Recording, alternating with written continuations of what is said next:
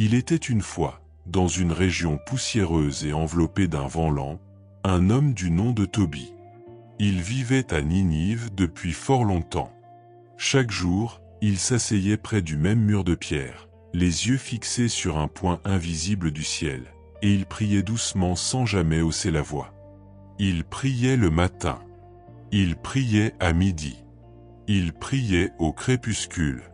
Et puis, il priait dans son sommeil, même s'il ne le savait pas. Son fils Tobie, un jeune homme paisible et sérieux, avait grandi en l'écoutant respirer ses prières longues et discrètes, comme des murmures que le vent emporte mais ne dissipe pas. Tobie ne courait jamais. Il marchait lentement, très lentement. On disait qu'on pouvait l'observer traverser la même rue pendant 3 heures sans qu'il ait l'air de s'en apercevoir. Un jour, Tobie, devenu presque aveugle, appela son fils et lui dit avec une voix aussi lente que ses paupières : « Mon fils, va chercher l'argent que j'ai confié à Gabaël, dans la ville de Rages, en Médie. » Tobie, qui n'avait pas quitté la ville depuis plus de 17 ans, hocha doucement la tête. Mais comme il était prudent et que le chemin était long, il accepta qu'un homme l'accompagne. Cet homme s'appelait Raphaël. Il portait une tunique claire, une sacoche en cuir et une manière de regarder le sol comme s'il y lisait des phrases invisibles. Le voyage commença au lever du soleil, mais on eût dit qu'ils avançaient au rythme du crépuscule. Chaque pas semblait faire partie d'un souffle. Chaque bruit de sandales dans la poussière était un soupir. Ils traversèrent des collines, des plaines vides, des villages silencieux où personne ne les remarquait vraiment. Raphaël ne parlait presque pas. Quand il parlait, c'était pour dire des choses comme « Ici, le vent est resté 2 jours de plus, autrefois. » Ou bien « Cette pierre, là, n'a pas été déplacée depuis la première pluie. » Une nuit, ils s'arrêtèrent près d'un petit ruisseau. Tobie, fatigué d'avoir tant marché si lentement, se pencha pour se laver le visage. Soudain, un poisson énorme surgit de l'eau et tenta de lui mordre le pied. Mais Raphaël, toujours calme, lui dit « Attrape-le ». Tobie obéit. Il le tira lentement hors de l'eau, avec un effort si doux qu'il semblait écouter le poisson respirer. « Prends son cœur, son foie et sa bile, » dit Raphaël. « Tu en auras besoin. » Tobie, qui ne comprenait pas mais ne posait jamais de questions trop pressées, le fit sans discuter. Puis ils reprirent leur marche lente vers Rages, chaque jour ressemblant au précédent. Le ciel changeait à peine. Le vent était tiède et régulier. Les pas de Raphaël ne faisaient aucun bruit. Arrivés près d'Ecbatane, ils furent accueillis par Raguel, un homme au regard éteint, qui avait une fille nommée Sarah. Elle était douce et triste, car chaque homme qu'elle avait épousé était mort la nuit même de ses noces. On disait qu'un esprit mauvais, invisible, dormait à ses côtés et ne supportait aucun rival. Tobie, fatigué par la lenteur même du monde, regarda Sarah et vit en elle non pas la peur, mais le silence. Il dit simplement « Je l'épouserai ». Raguel, d'abord surpris, finit par accepter. On célébra des noces tranquilles, sans musique trop vive, sans rires éclatants. Tobie pria doucement, brûla le foie et le cœur du poisson comme Raphaël l'avait dit, et cette nuit-là, le silence ne fut troublé par aucune ombre. L'esprit mauvais s'enfuit, mais nul ne le vit partir. Peut-être s'était-il simplement endormi. Tobie resta plusieurs jours auprès de Sarah. Puis il repartit vers Ninive avec Raphaël, lentement comme toujours. Il porta avec lui l'argent confié par Gabaël, mais aussi la bile du poisson. Arrivé près de sa maison, il trouva son père, toujours assis au même endroit, toujours immobile, le visage tourné vers le ciel gris. Tobie prit la bile du poisson, l'appliqua sur les yeux de son père, et doucement, très doucement, une lumière revint dans le regard de Tobie. Celui-ci ouvrit les yeux comme on entr'ouvre un livre ancien. Il vit son fils, il vit Sarah, et il vit l'homme qu'ils appelaient Raphaël. Et là, Raphaël parla enfin clairement. Sa voix était profonde, lente, pareille à un écho doux. « Je suis Raphaël, un des 7 anges qui se tiennent devant la gloire. Ce voyage était aussi pour vous, Toby, pour vous rendre la vue. » Et sur ces mots, il disparut. Mais pas d'un coup. Non. Il s'effaça doucement, comme une lampe que l'on couvre d'un tissu fin, ou comme une étoile que le matin décide d'oublier. Toby, Sarah et Toby vécurent longtemps. Ils ne cherchèrent jamais à revivre de grands miracles. Ils priaient lentement. Ils marchaient lentement. Et chaque soir, à la même heure, ils racontaient ce voyage, si long, si calme, si semblable au sommeil. Les jours qui suivirent le retour de Toby à Ninive furent semblables à des gouttes de miel tombant lentement d'une branche oubliée. Le matin, il ouvrait les volets de bois avec précaution, pour ne pas réveiller les brises qui passaient. Sarah balayait le sol avec une main douce, et Toby s'asseyait, comme chaque jour, près du même mur, les yeux à nouveau ouverts mais encore baignés d'une lumière modérée. Sa vue restaurée n'avait pas changé ses habitudes. Il aimait regarder sans fixer, écouter sans interrompre, penser sans conclusion. Une nuit, alors que la lune était ronde et lente, Toby fit un rêve. Ce rêve était long, sans début clair ni fin précise. Il y voyait le fleuve Tigre se déplacer à reculons, les dattiers perdre leurs fruits à l'envers, et un ange marcher dans le ciel, les pieds au-dessus des nuages, les mains vides. Il se réveilla sans peur, avec la sensation étrange que le rêve était une répétition d'un souvenir qu'il n'avait jamais vécu. Ce matin-là, il alla au marché, non pour acheter, mais pour sentir le poids paisible des étoffes, pour observer les gestes des marchands, pour écouter le bourdonnement tranquille des négociations. Il ne parlait à personne. Mais ceux qui le voyaient passer disaient en chuchotant « Voici le fils de Toby, celui qui a marché avec l'ange. » Dans la chambre où Sarah rangeait les rouleaux de lin, il trouva un ancien manuscrit, dont les bords étaient effilochés comme les ailes d'un oiseau fatigué. Sur la première ligne, écrite à la main, on lisait « Mémoire des jours silencieux ». Ce texte racontait la même histoire que la sienne, mot pour mot, bien qu'il ne l'eût jamais écrite. Il lut sans lire, absorbé, comme si chaque lettre était une brume qui se déposait dans son esprit sans y faire de bruit. Les mois passèrent, puis une année, puis 2.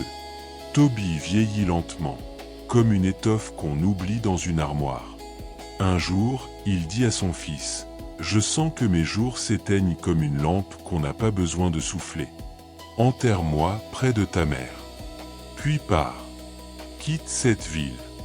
La paix ne durera pas ici. » Et ainsi Toby mourut, entouré de silence, et son âme, disent certains, s'envola à dos d'oiseau invisible.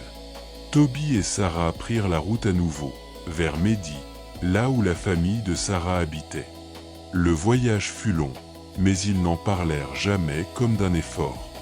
Chaque nuit, ils posaient leur tête sur des pierres chaudes, écoutant les grillons dire les mêmes choses encore et encore, comme si le sommeil avait des formules anciennes.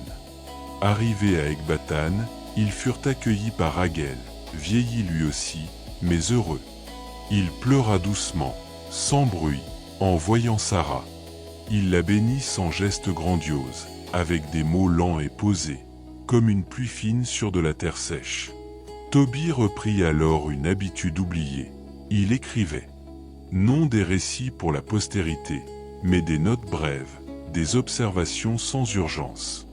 Il écrivait « Aujourd'hui, le vent est revenu d'où il était venu. » Ou « Le figuier a donné un fruit avant les autres. » Ces écrits n'étaient pas lus, sauf par Sarah, qui les rangeait dans une boîte de bois scellée par une corde. Et dans ces jours simples, lents, pleins de gestes identiques, Toby trouvait une forme de sagesse, celle du rythme, du retour, de la répétition. Il disait « Dieu se cache dans les détails lents. » Les jours devinrent des semaines, les semaines des saisons, et les saisons s'égrenaient sans jamais presser personne. Dans la maison de Raguel, la vie était douce, étirée comme une prière qu'on n'achève jamais. Les soirs étaient les moments préférés de Toby, quand la lumière du jour devenait tiède, presque fatiguée, et que les sons se faisaient rares, comme si le monde tout entier retenait son souffle. Il passait beaucoup de temps sous un arbre, toujours le même, un figuier penché sur le bord du petit jardin. Là, il écoutait les feuilles parler entre elles, ou bien le silence faire ce qu'il fait le mieux, ne rien dire. Parfois, il tenait entre ses mains le vieux manuscrit retrouvé, celui intitulé « Mémoire des jours silencieux », et il relisait les passages qu'il connaissait déjà, sans chercher à comprendre, simplement pour sentir le rythme des mots. Sarah, elle, cultivait un petit carré d'herbes aromatiques, qu'elle touchait comme on touche une page sacrée. Elle ne disait pas grand-chose. Elle faisait le thé lentement, épluchait les fruits sans bruit, et priait sans lever les yeux. Sa présence remplissait l'espace de calme. Quand elle chantait, ce n'était pas pour distraire, mais pour bercer le temps lui-même. Un soir, alors que le ciel était particulièrement clair, Toby aperçut une étoile filante, lente comme une plume qui tombe. Il ne fit pas de vœu. Il dit simplement « Peut-être que l'ange repasse ». Et Sarah répondit « S'il revient, qu'il prenne son temps ». Les années passaient, et Raguel, devenu très âgé, s'endormit un matin et ne se réveilla pas. Sa mort fut paisible, comme un soupir qui s'envole sans déranger personne. Toby l'enterra avec soin, en silence, sous un olivier, comme il l'avait souhaité. Il grava sur la pierre. Il a attendu le ciel avec patience. C'est après cela que Toby commença à parler plus souvent à ses enfants. Il avait eu 3 fils, nés tardivement, comme des cadeaux remis après l'heure.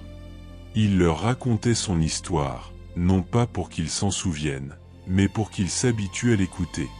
Il répétait les mêmes détails, les mêmes tournures, comme s'il récitait un psaume qu'il avait appris de mémoire dans une autre vie.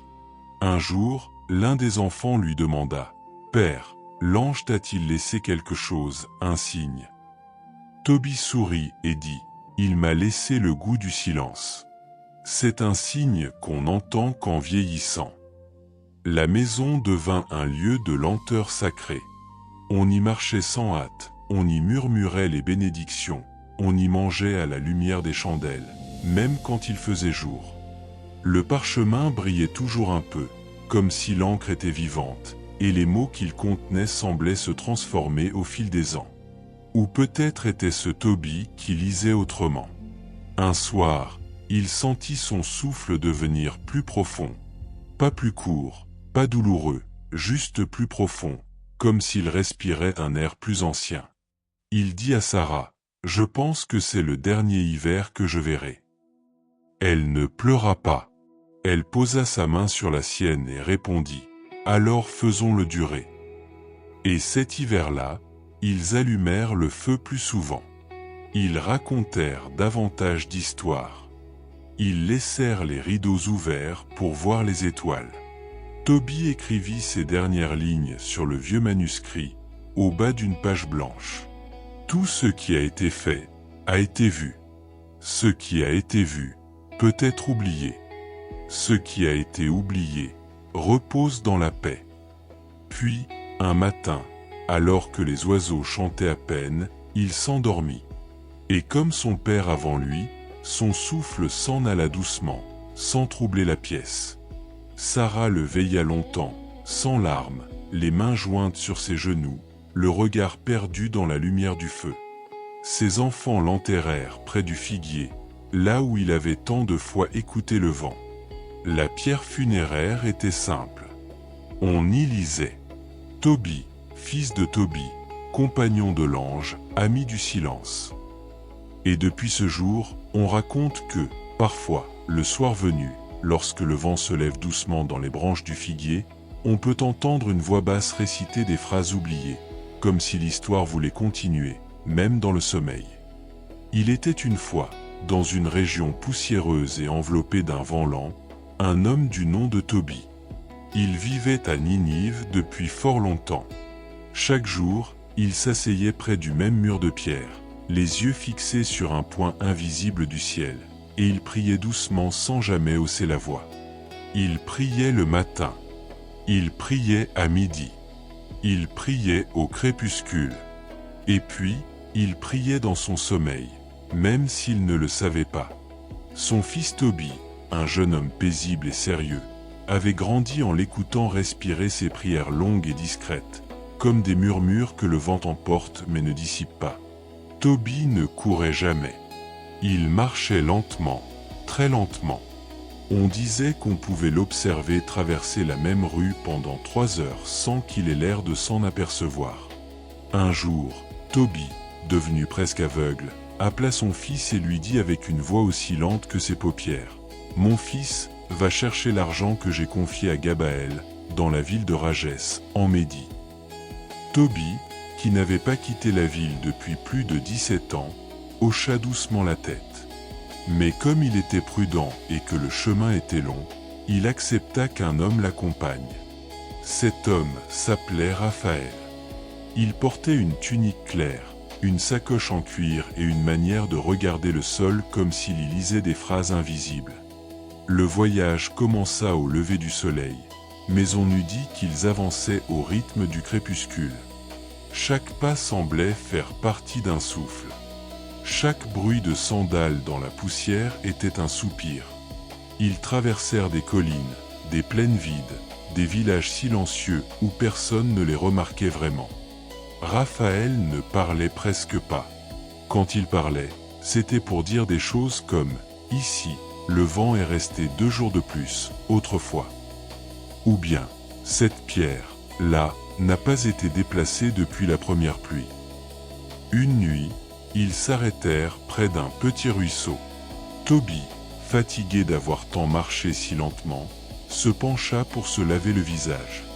Soudain, un poisson énorme surgit de l'eau et tenta de lui mordre le pied. Mais Raphaël, toujours calme, lui dit « Attrape-le ». Toby obéit.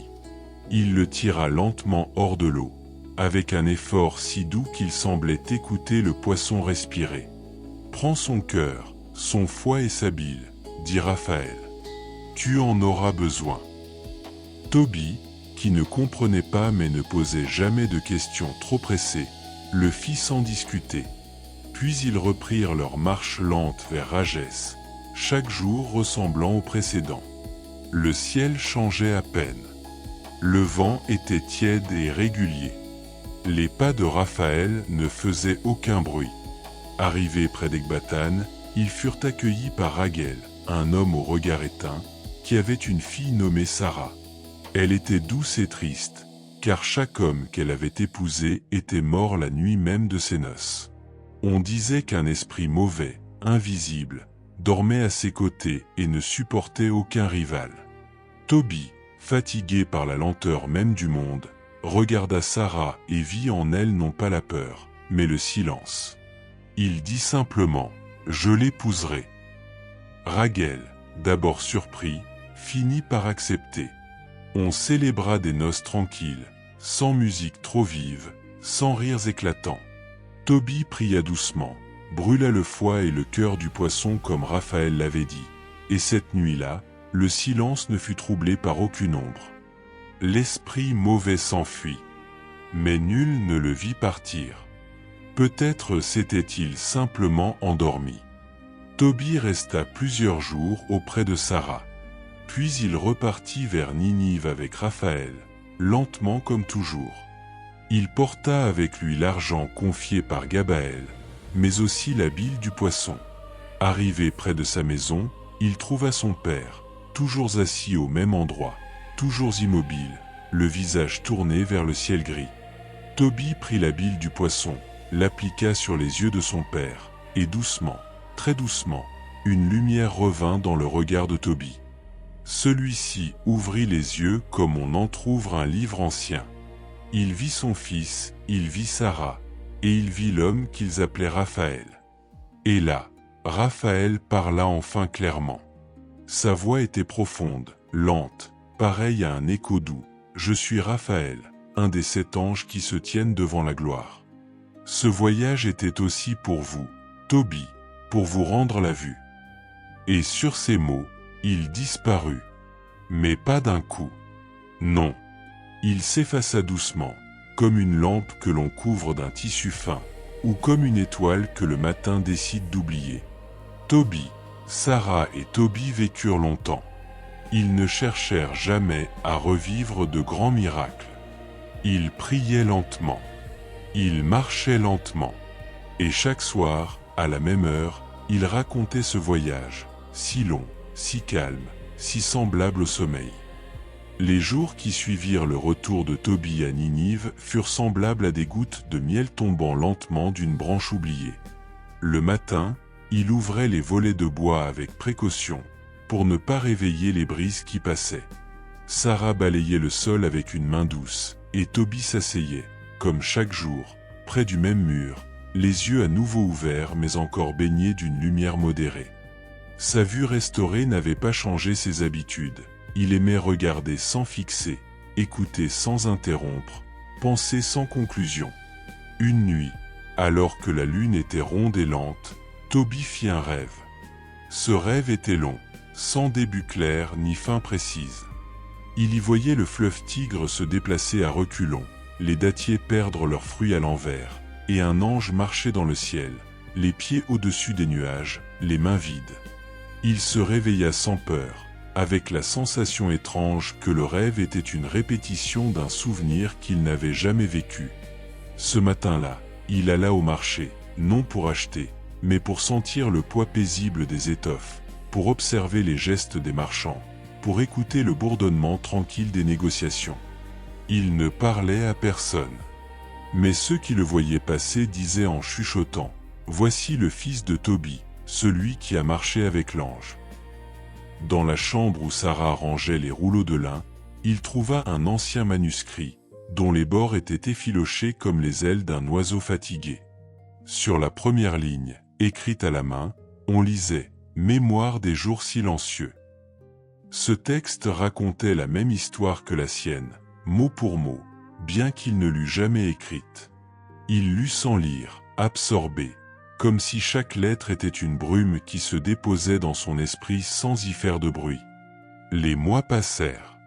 Puis une année. Puis deux. Toby vieillit lentement, comme une étoffe qu'on oublie dans une armoire. Un jour, il dit à son fils « Je sens que mes jours s'éteignent comme une lampe qu'on n'a pas besoin de souffler. Enterre-moi près de ta mère. Puis pars. Quitte cette ville. La paix ne durera pas ici. » Et ainsi Toby mourut, entouré de silence, et son âme, disent certains, s'envola à dos d'oiseau invisible. Toby et Sarah prirent la route à nouveau, vers Médie, là où la famille de Sarah habitait. Le voyage fut long, mais ils n'en parlèrent jamais comme d'un effort. Chaque nuit, ils posaient leur tête sur des pierres chaudes, écoutant les grillons dire les mêmes choses encore et encore, comme si le sommeil avait des formules anciennes. Arrivés à Ecbatane, ils furent accueillis par Raguel, vieilli lui aussi, mais heureux. Il pleura doucement, sans bruit, en voyant Sarah. Il la bénit sans geste grandiose, avec des mots lents et posés, comme une pluie fine sur de la terre sèche. Toby reprit alors une habitude oubliée. Il écrivait. Non des récits pour la postérité, mais des notes brèves, des observations sans urgence. Il écrivait « Aujourd'hui, le vent est revenu d'où il était venu. » Ou « Le figuier a donné un fruit avant les autres. » Ces écrits n'étaient pas lus, sauf par Sarah, qui les rangeait dans une boîte de bois scellée par une corde. Et dans ces jours simples, lents, pleins de gestes identiques, Toby trouvait une forme de sagesse, celle du rythme, du retour, de la répétition. Il disait « Dieu se cache dans les détails lents. » Les jours devinrent des semaines, les semaines des saisons, et les saisons s'égrenaient sans jamais presser personne. Dans la maison de Raguel, la vie était douce, étirée comme une prière qu'on n'achève jamais.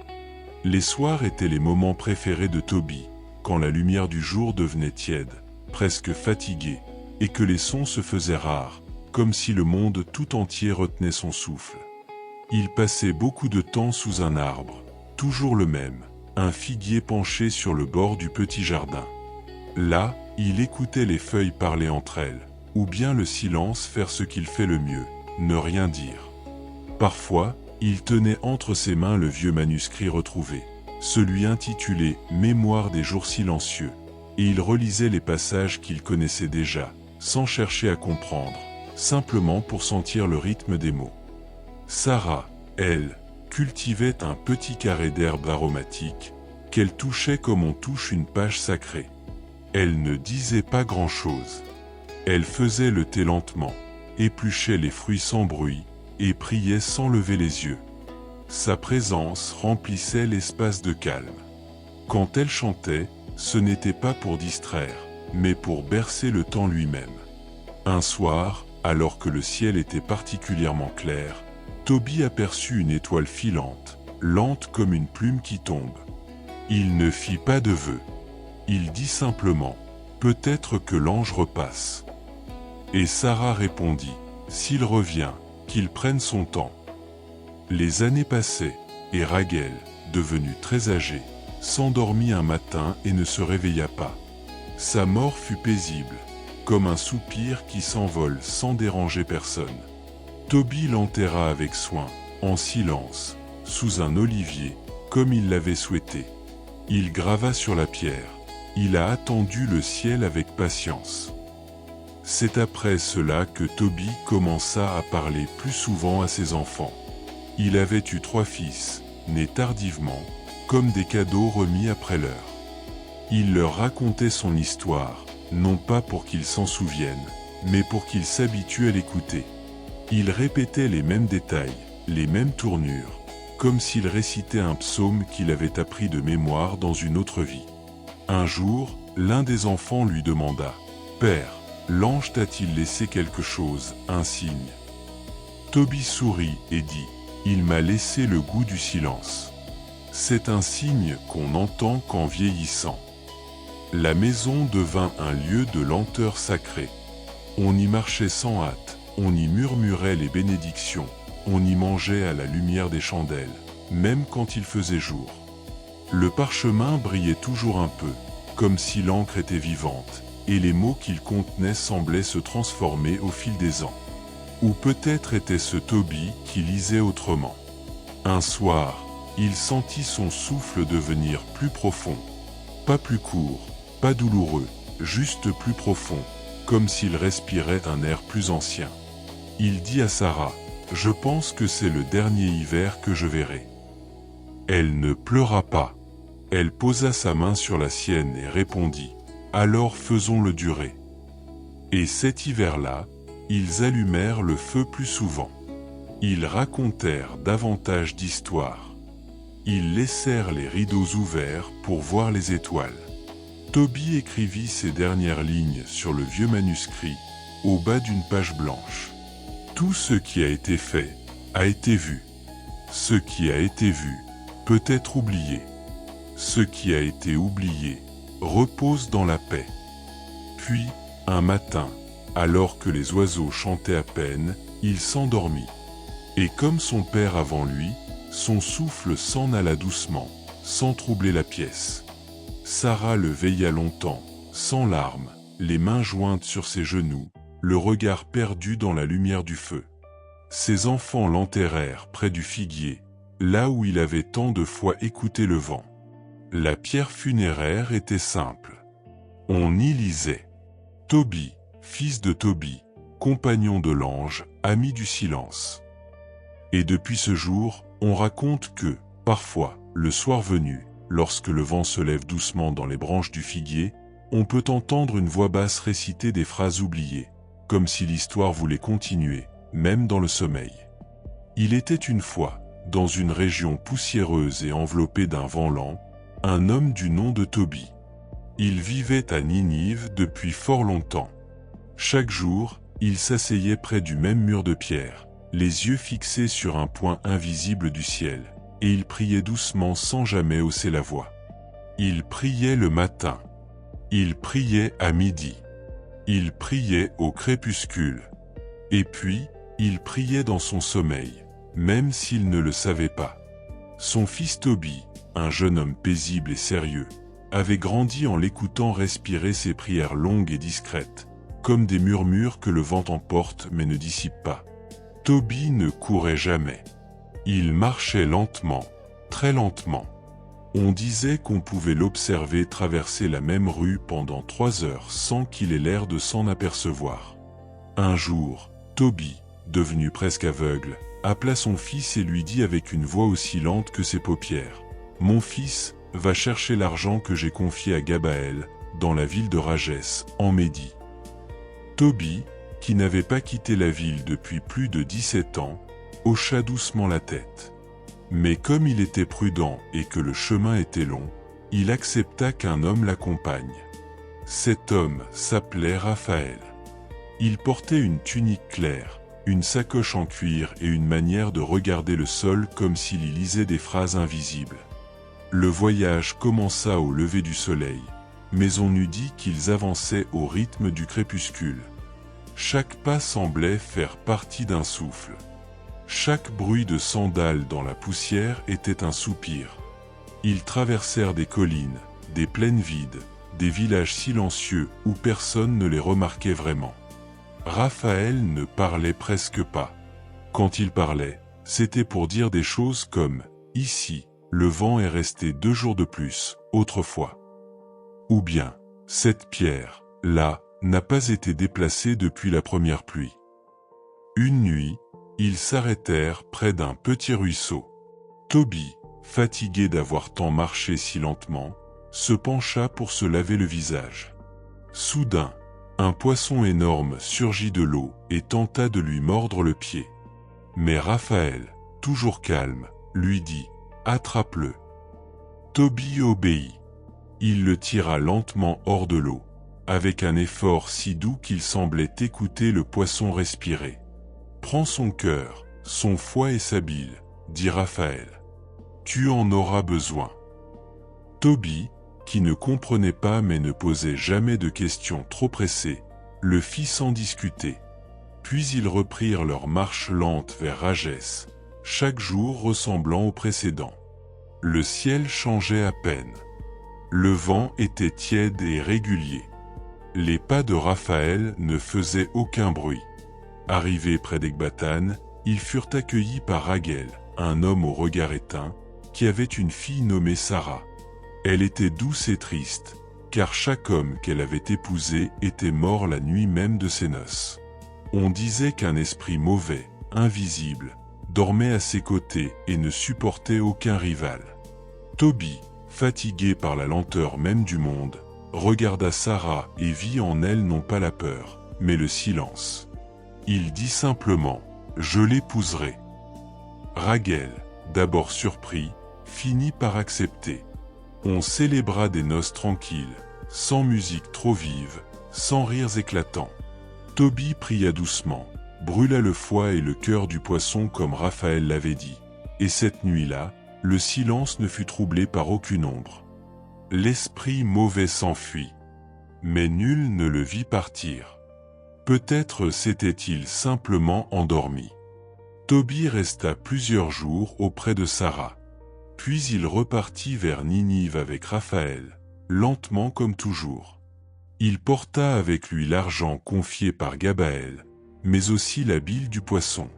Arrivé près de sa maison, il trouva son père, toujours assis au même endroit, toujours immobile, le visage tourné vers le ciel gris. Toby prit la bile du poisson, l'appliqua sur les yeux de son père, et doucement, très doucement, une lumière revint dans le regard de Toby. Celui-ci ouvrit les yeux comme on entr'ouvre un livre ancien. Il vit son fils, il vit Sarah, et il vit l'homme qu'ils appelaient Raphaël.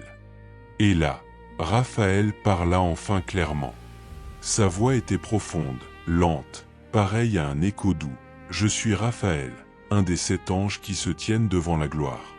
Ce voyage était aussi pour vous, Toby, pour vous rendre la vue. » Et sur ces mots, il disparut. Mais pas d'un coup. Non. Il s'effaça doucement, comme une lampe que l'on couvre d'un tissu fin, ou comme une étoile que le matin décide d'oublier. Toby, Sarah et Toby vécurent longtemps. Ils ne cherchèrent jamais à revivre de grands miracles. Ils priaient lentement. Ils marchaient lentement. Et chaque soir, à la même heure, ils racontaient ce voyage, si long, si calme, si semblable au sommeil.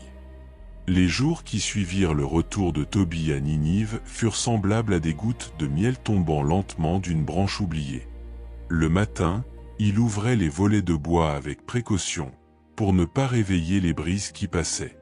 Sarah balayait le sol avec une main douce, et Tobie s'asseyait, comme chaque jour, près du même mur, les yeux à nouveau ouverts mais encore baignés d'une lumière modérée. Sa vue restaurée n'avait pas changé ses habitudes. Il aimait regarder sans fixer, écouter sans interrompre, penser sans conclusion. Une nuit, alors que la lune était ronde et lente, Tobie fit un rêve. Ce rêve était long, sans début clair ni fin précise. Il y voyait le fleuve Tigre se déplacer à reculons, les dattiers perdre leurs fruits à l'envers, et un ange marcher dans le ciel, les pieds au-dessus des nuages, les mains vides. Il se réveilla sans peur, avec la sensation étrange que le rêve était une répétition d'un souvenir qu'il n'avait jamais vécu. Ce matin-là, il alla au marché, non pour acheter, mais pour sentir le poids paisible des étoffes, pour observer les gestes des marchands, pour écouter le bourdonnement tranquille des négociations. Il ne parlait à personne. Mais ceux qui le voyaient passer disaient en chuchotant « Voici le fils de Tobie, celui qui a marché avec l'ange ». Dans la chambre où Sarah rangeait les rouleaux de lin, il trouva un ancien manuscrit, dont les bords étaient effilochés comme les ailes d'un oiseau fatigué.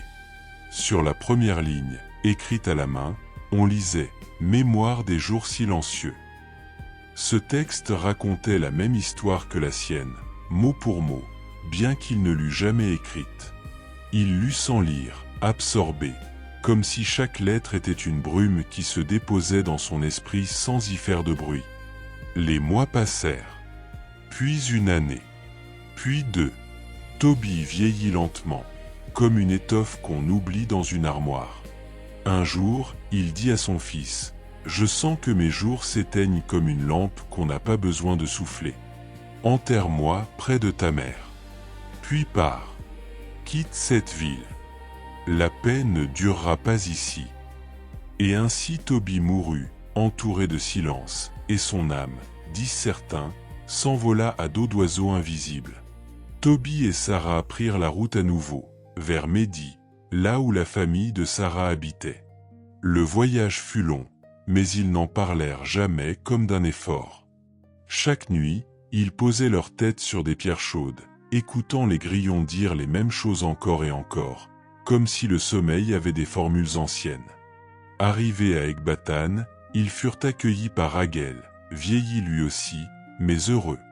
Il pleura doucement, sans bruit, en voyant Sarah. Il la bénit sans geste grandiose, avec des mots lents et posés, comme une pluie fine sur de la terre sèche. Tobie reprit alors une habitude oubliée. Il écrivait. Non des récits pour la postérité, mais des notes brèves, des observations sans urgence. Il écrivait « Aujourd'hui, le vent est revenu d'où il était venu. » Ou « Le figuier a donné un fruit avant les autres. » Ces écrits n'étaient pas lus, sauf par Sarah, qui les rangeait dans une boîte de bois scellée par une corde. Et dans ces jours simples, lents, pleins de gestes identiques, Tobie trouvait une forme de sagesse, celle du rythme, du retour, de la répétition. Il disait « Dieu se cache dans les détails lents. » Les jours devinrent des semaines, les semaines des saisons, et les saisons s'égrenaient sans jamais presser personne. Dans la maison de Raguel, la vie était douce, étirée comme une prière qu'on n'achève jamais. Les soirs étaient les moments préférés de Tobie, quand la lumière du jour devenait tiède, presque fatiguée, et que les sons se faisaient rares, comme si le monde tout entier retenait son souffle. Il passait beaucoup de temps sous un arbre, toujours le même, un figuier penché sur le bord du petit jardin. Là, il écoutait les feuilles parler entre elles, ou bien le silence faire ce qu'il fait le mieux, ne rien dire. Parfois, il tenait entre ses mains le vieux manuscrit retrouvé, celui intitulé « Mémoire des jours silencieux », et il relisait les passages qu'il connaissait déjà, sans chercher à comprendre, simplement pour sentir le rythme des mots. Sarah, elle, cultivait un petit carré d'herbes aromatiques, qu'elle touchait comme on touche une page sacrée. Elle ne disait pas grand-chose. Elle faisait le thé lentement, épluchait les fruits sans bruit, et priait sans lever les yeux. Sa présence remplissait l'espace de calme. Quand elle chantait, ce n'était pas pour distraire, mais pour bercer le temps lui-même. Un soir, alors que le ciel était particulièrement clair, Toby aperçut une étoile filante, lente comme une plume qui tombe. Il ne fit pas de vœu. Il dit simplement « Peut-être que l'ange repasse ». Et Sarah répondit « S'il revient, qu'il prenne son temps ». Les années passaient, et Raguel, devenu très âgé, s'endormit un matin et ne se réveilla pas. Sa mort fut paisible, comme un soupir qui s'envole sans déranger personne. Toby l'enterra avec soin, en silence, sous un olivier, comme il l'avait souhaité. Il grava sur la pierre. Il a attendu le ciel avec patience. C'est après cela que Toby commença à parler plus souvent à ses enfants. Il avait eu 3 fils, nés tardivement, comme des cadeaux remis après l'heure. Il leur racontait son histoire, non pas pour qu'ils s'en souviennent, mais pour qu'ils s'habituent à l'écouter. Il répétait les mêmes détails, les mêmes tournures, comme s'il récitait un psaume qu'il avait appris de mémoire dans une autre vie. Un jour, l'un des enfants lui demanda « Père, l'ange t'a-t-il laissé quelque chose, un signe ?» Toby sourit et dit « Il m'a laissé le goût du silence. C'est un signe qu'on entend qu'en vieillissant. » La maison devint un lieu de lenteur sacrée. On y marchait sans hâte, on y murmurait les bénédictions, on y mangeait à la lumière des chandelles, même quand il faisait jour. Le parchemin brillait toujours un peu, comme si l'encre était vivante, et les mots qu'il contenait semblaient se transformer au fil des ans. Ou peut-être était-ce Toby qui lisait autrement. Un soir, il sentit son souffle devenir plus profond. Pas plus court, pas douloureux, juste plus profond, comme s'il respirait un air plus ancien. Il dit à Sarah, « Je pense que c'est le dernier hiver que je verrai. » Elle ne pleura pas. Elle posa sa main sur la sienne et répondit, « Alors faisons-le durer. » Et cet hiver-là, ils allumèrent le feu plus souvent. Ils racontèrent davantage d'histoires. Ils laissèrent les rideaux ouverts pour voir les étoiles. Toby écrivit ces dernières lignes sur le vieux manuscrit, au bas d'une page blanche. Tout ce qui a été fait, a été vu. Ce qui a été vu, peut être oublié. Ce qui a été oublié, repose dans la paix. Puis, un matin, alors que les oiseaux chantaient à peine, il s'endormit. Et comme son père avant lui, son souffle s'en alla doucement, sans troubler la pièce. Sarah le veilla longtemps, sans larmes, les mains jointes sur ses genoux, le regard perdu dans la lumière du feu. Ses enfants l'enterrèrent près du figuier, là où il avait tant de fois écouté le vent. La pierre funéraire était simple. On y lisait « Toby, fils de Toby, compagnon de l'ange, ami du silence ».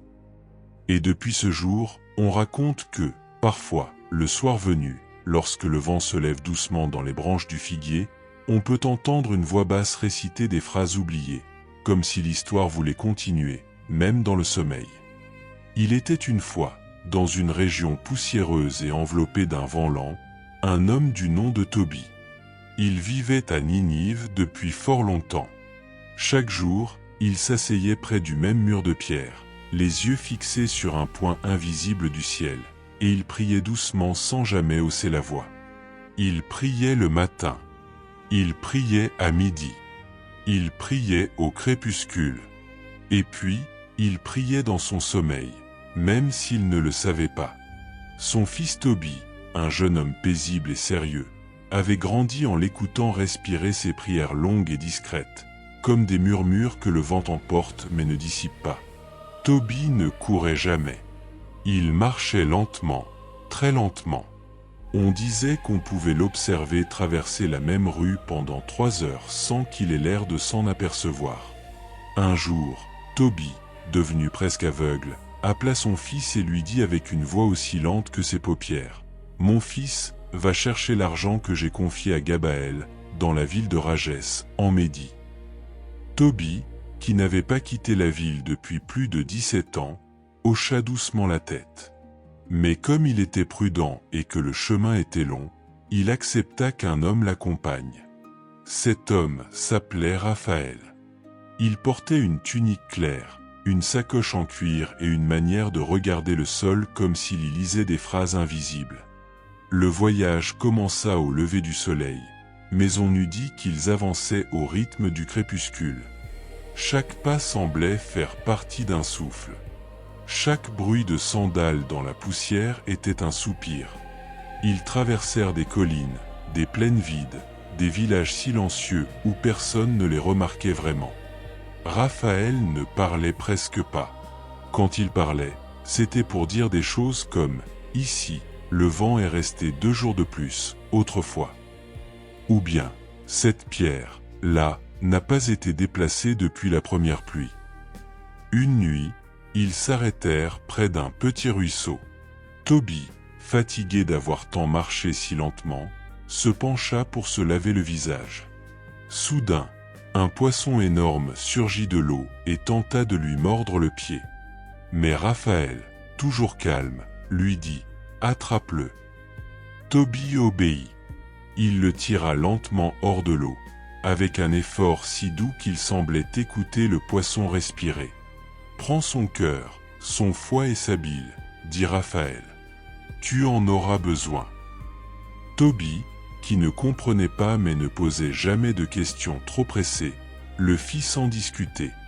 Puis ils reprirent leur marche lente vers Rages, chaque jour ressemblant au précédent.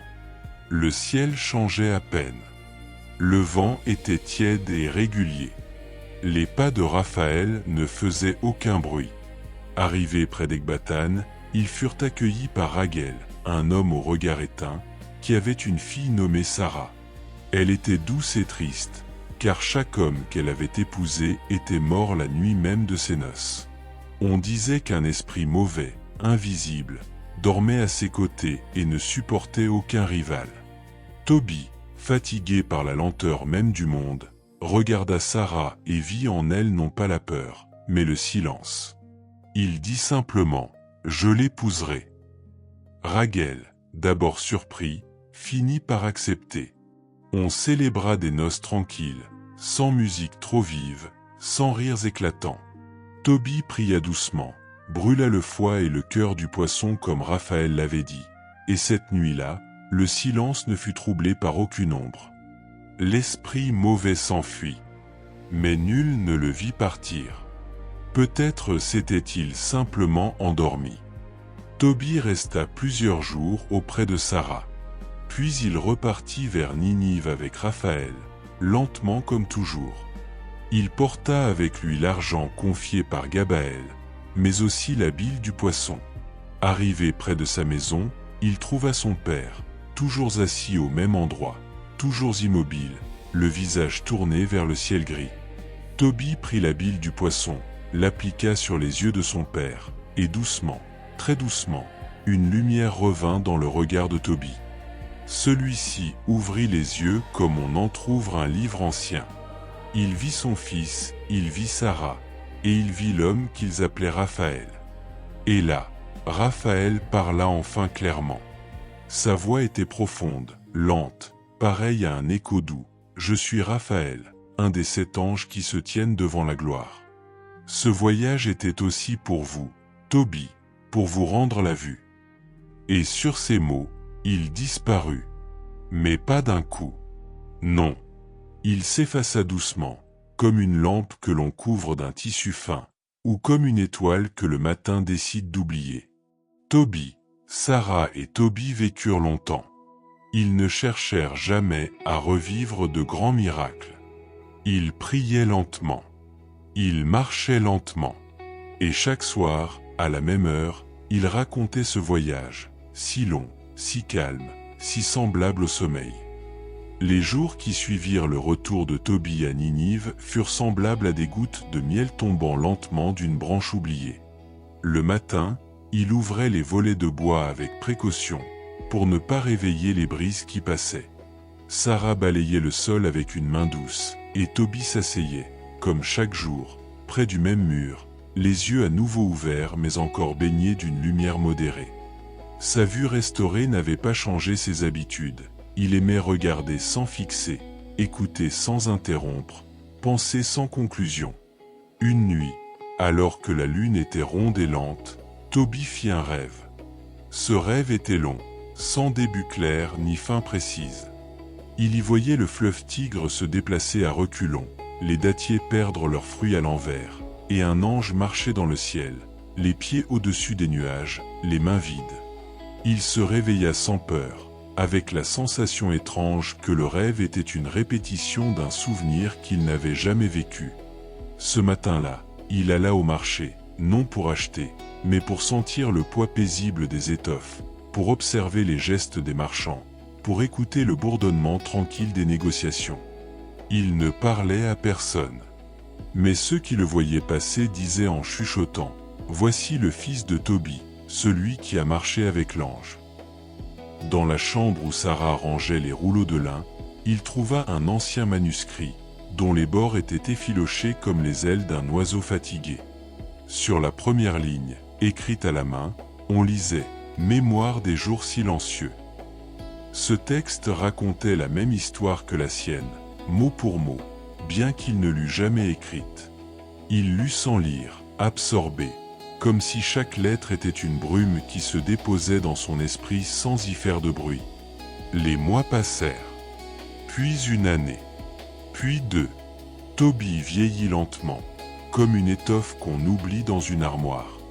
Un jour, il dit à son fils « Je sens que mes jours s'éteignent comme une lampe qu'on n'a pas besoin de souffler. Enterre-moi près de ta mère. Puis pars. Quitte cette ville. La paix ne durera pas ici. » Et ainsi Tobie mourut, entouré de silence, et son âme, disent certains, s'envola à dos d'oiseau invisible. Tobie et Sarah prirent la route à nouveau, vers Médie, là où la famille de Sarah habitait. Le voyage fut long, mais ils n'en parlèrent jamais comme d'un effort. Chaque nuit, ils posaient leur tête sur des pierres chaudes, écoutant les grillons dire les mêmes choses encore et encore, comme si le sommeil avait des formules anciennes. Arrivés à Ecbatane, ils furent accueillis par Raguel, vieilli lui aussi, mais heureux. Il pleura doucement, sans bruit, en voyant Sarah. Il la bénit sans geste grandiose, avec des mots lents et posés, comme une pluie fine sur de la terre sèche. Tobie reprit alors une habitude oubliée. Il écrivait. Non des récits pour la postérité, mais des notes brèves, des observations sans urgence.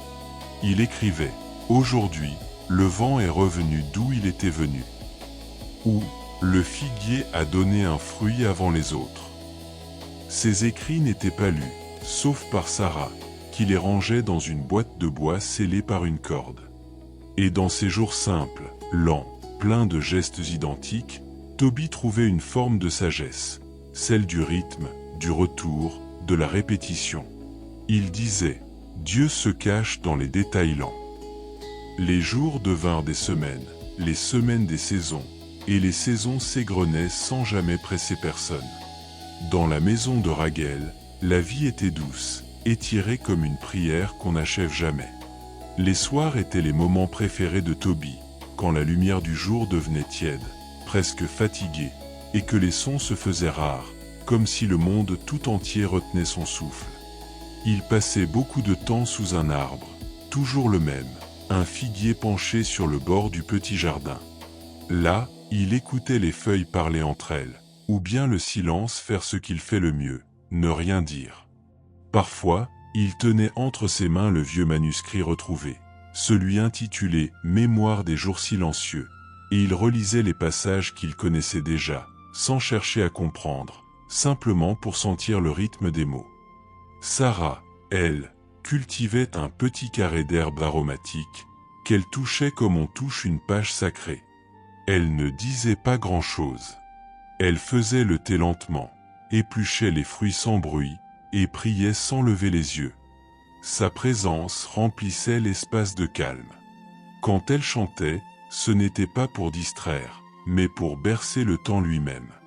Un soir, alors que le ciel était particulièrement clair, Toby aperçut une étoile filante, lente comme une plume qui tombe. Il ne fit pas de vœu.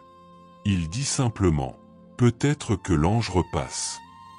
Et Sarah répondit « S'il revient, qu'il prenne son temps ». Les années passaient, et Raguel, devenue très âgée, s'endormit un matin et ne se réveilla pas. Sa mort fut paisible, comme un soupir qui s'envole sans déranger personne. Toby l'enterra avec soin, en silence, sous un olivier, comme il l'avait souhaité. Il grava sur la pierre « Il a attendu le ciel avec patience ». C'est après cela que Toby commença à parler plus souvent à ses enfants. Il avait eu 3 fils, nés tardivement, comme des cadeaux remis après l'heure. Il leur racontait son histoire, non pas pour qu'ils s'en souviennent, mais pour qu'ils s'habituent à l'écouter. Il répétait les mêmes détails, les mêmes tournures, comme s'il récitait un psaume qu'il avait appris de mémoire dans une autre vie. Un jour, l'un des enfants lui demanda « Père, l'ange t'a-t-il laissé quelque chose, un signe ?» Toby sourit et dit « Il m'a laissé le goût du silence. C'est un signe qu'on entend qu'en vieillissant. » La maison devint un lieu de lenteur sacrée. On y marchait sans hâte, on y murmurait les bénédictions, on y mangeait à la lumière des chandelles, même quand il faisait jour. Le parchemin brillait toujours un peu, comme si l'encre était vivante, et les mots qu'il contenait semblaient se transformer au fil des ans. Ou peut-être était-ce Toby qui lisait autrement. Un soir, il sentit son souffle devenir plus profond. Pas plus court, pas douloureux, juste plus profond, comme s'il respirait un air plus ancien. Il dit à Sarah, « Je pense que c'est le dernier hiver que je verrai. » Elle ne pleura pas. Elle posa sa main sur la sienne et répondit, « Alors faisons-le durer. » Et cet hiver-là, ils allumèrent le feu plus souvent. Ils racontèrent davantage d'histoires. Ils laissèrent les rideaux ouverts pour voir les étoiles. Toby écrivit ces dernières lignes sur le vieux manuscrit, au bas d'une page blanche. Tout ce qui a été fait, a été vu. Ce qui a été vu, peut être oublié. Ce qui a été oublié, repose dans la paix. Puis, un matin, alors que les oiseaux chantaient à peine, il s'endormit. Et comme son père avant lui, son souffle s'en alla doucement, sans troubler la pièce. Sarah le veilla longtemps, sans larmes, les mains jointes sur ses genoux, le regard perdu dans la lumière du feu. Ses enfants l'enterrèrent près du figuier, là où il avait tant de fois écouté le vent. La pierre funéraire était simple. On y lisait « Toby, fils de Toby, compagnon de l'ange, ami du silence ». Et depuis ce jour, on raconte que, parfois, le soir venu, lorsque le vent se lève doucement dans les branches du figuier, on peut entendre une voix basse réciter des phrases oubliées, comme si l'histoire voulait continuer, même dans le sommeil.